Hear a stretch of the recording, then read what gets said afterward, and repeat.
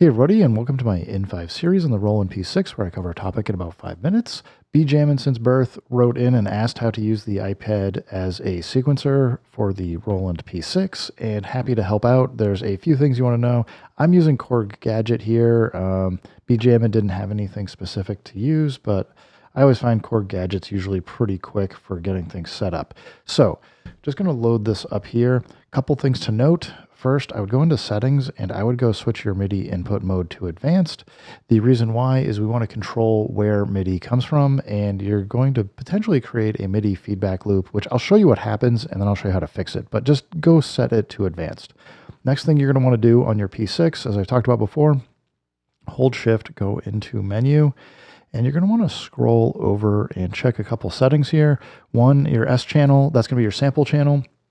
It's going to allow us to address the samples in each of the banks here and play them as just the sample. You won't be able to, you can do a velocity, but there's not a whole lot else you can kind of do. You're just playing the sample as it is stored in your Roland P6. And if you hit enter, you can see here by default, I've got mine set to 11. And if we go to G channel, the manual says it defaults to 5, but mine came as 4. Set it to whatever you want. I've just left it as 4 most of the time here. And that's going to allow you, the G channel is your granular channel. It's going to allow you to play whatever the one sample you have loaded into the granular slot to play across the keyboard granularly. And last but not least, for channels, you're going to want a channel, that's your auto channel. That allows you to play whatever your currently selected sample is chromatically across the keyboard. And you get plus or minus 4 octaves. So you get a much broader range than what you get on the chromatic mode on the SP404 Mark II. Finally, I would also at least come in and check your through setting. I would set it to off, although I have found that you're still going to get a MIDI feedback loop even with through set to off. So I think the through is probably controlling the back here, your MIDI in and out, and it's just probably configuring the MIDI out to be through, not the USB-C. So anyway, all that said, we can do some fun stuff. So let's go into Type A here. Up top here says no output. I'm just going to touch this and go to P6 MIDI in. I've just got the USB-C on the P6 going into the USB-C on my iPad, so nothing special, but once you do that, you should see it's a P6 MIDI in. So we can use that to send MIDI from Type A, which is the MIDI output tool from here. And I'm just going to tap a note, and this was probably going to set up a MIDI feedback loop. Not hearing nothing. Well, we're not, because I don't have the right channel set. So back to settings up here, we're going to go to channel. I'm going to go 4. We'll just do granular first.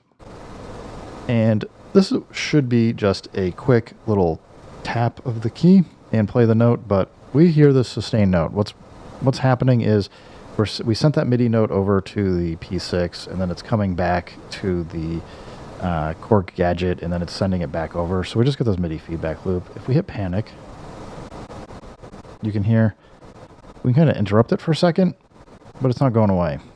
What you need to do is, if you have a MIDI advanced setup, on the bottom here, it says solo, mute, and then all. Just tap all, and where it says all ins, just go to no input.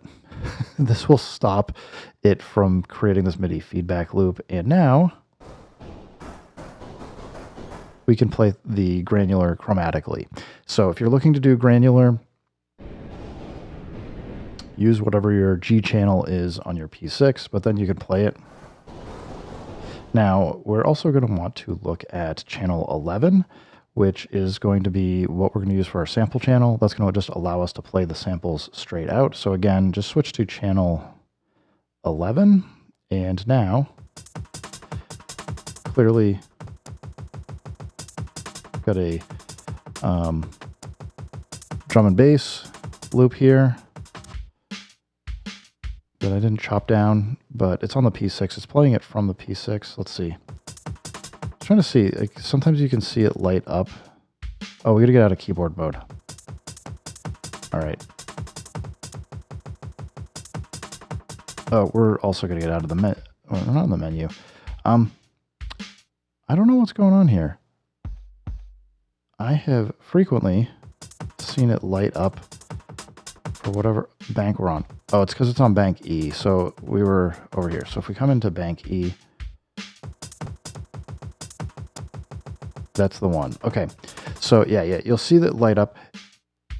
We can also get out of scale here. So right now I've got it in Dorian, but if we go to Chromatic, it will allow, or here, Chromatic is not showing us all the notes, but I thought there was a way to tell it not to do this and just give us every single note. Chromatic C, octave position, octave range, scale step, 1, 2, 3, 7, 9, 12. Is that just, I guess you got to put it in 12 to get all the notes. One octave range of 1. Okay, there we go.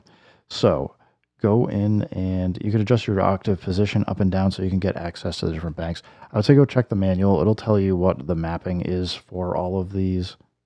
I think that's another drum beat.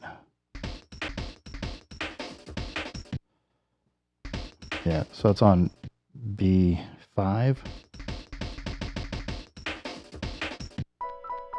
We got this other one here. And again, we can, you can send, I can program this in on the sequencer up top, but I'm just showing you like kind of what you need to know for type A. And you can adjust velocity. It's about the only thing you can do. Now, let's go to the last one here, which will be settings. And we want to go to channel, what was it, 15, I think? Yeah, I think, yeah, there we go. So whatever your currently selected sample is, you can then play chromatically.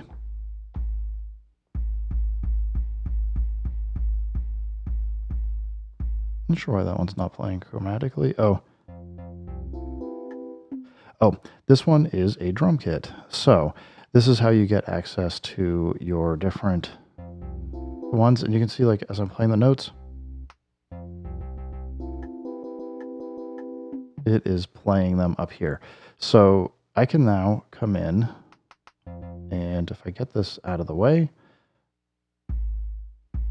let's find the bottom. I think it's going to be C4. So we can program in.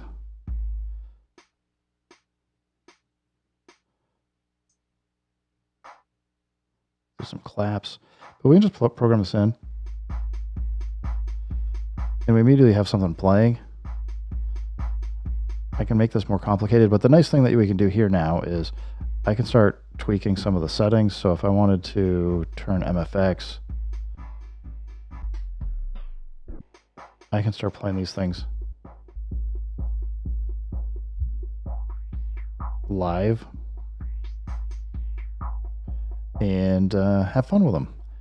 Anyway, I don't know if this totally helps you out, B-Jammin', but that should get you all the settings that you need to be aware of on the P-6 using Korg Gadget. It's going to be very similar for using other iPad apps. There's a ton of them, but as I said, Korg Gadget tends to be my go-to because it's pretty feature-rich and has a pretty quick workflow. Anyway, thanks for the question. Everybody else, thanks for stopping by. Keep making music, keep having fun. Remember, if it sounds good, it is good. And peace.